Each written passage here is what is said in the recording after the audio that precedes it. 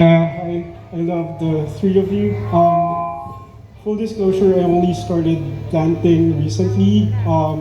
And one thing I struggled with is bringing this perfectionism into gardening, like overthinking whether I'm using the right potting mix or am I giving this the right amount of water and the right amount of sun. So two questions: one, does it get better, or is it always going to be like this? And two, how do you deal with like overthinking whether or not you're doing like the aspects of plant care right all the time? So my advice is don't overthink it. I've killed thousands of plants in the beginning, and I create my own potting mix and experimenting them, and actually they are great. But even today now, I've learned new potting mix that is like better. I started fermenting with eco enzyme. I'm starting to now put in mycorrhizas and bunch of things in there that scientifically, I'm still trying it out, but scientifically, if you read it, that's what's beneficial for the plants. That creates symbiosis. So maybe I'll create a video about that soon, but I'm still experimenting that. So go at your own pace, and if whatever you do, the plants are probably okay now. There's always ways to make them happier, but you cannot just think that. You just have to let them chill and just know that as long as the plants are growing and growing and growing, and you have new nodes, you can propagate them. So as long as they're alive, even if you lose leaves, the leaves drop, you have a bare node, that's still a new plant, a potential new plant. So see things as opportunities, and go on with your life.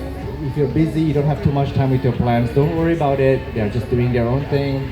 And if you kill them, learn from the mistake and try again. But just relax, don't overthink it. Yeah, and if you just want to do what you do for, you don't want to upgrade your skills, you're just happy with what you have for the next 20 years, that's also okay. Yeah. I think you have to just think of them as tuition fees. Whenever you spend money on the plant and then it dies. That's what I tell myself to console myself. So, but at least you've learned something from it.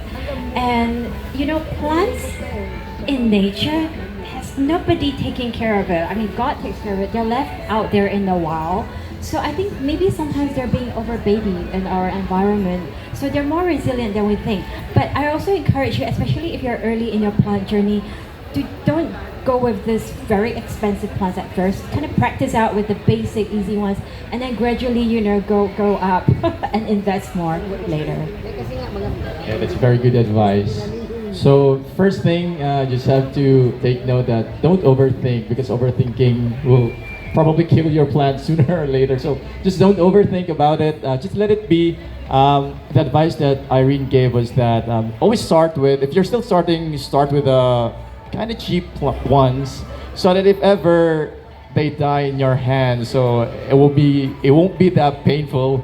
So just eventually until you get to learn. And also with regards to the potting mixture, it's actually what's applicable to me might or might not be applicable to you. So it's always about like experimenting your own potting mix.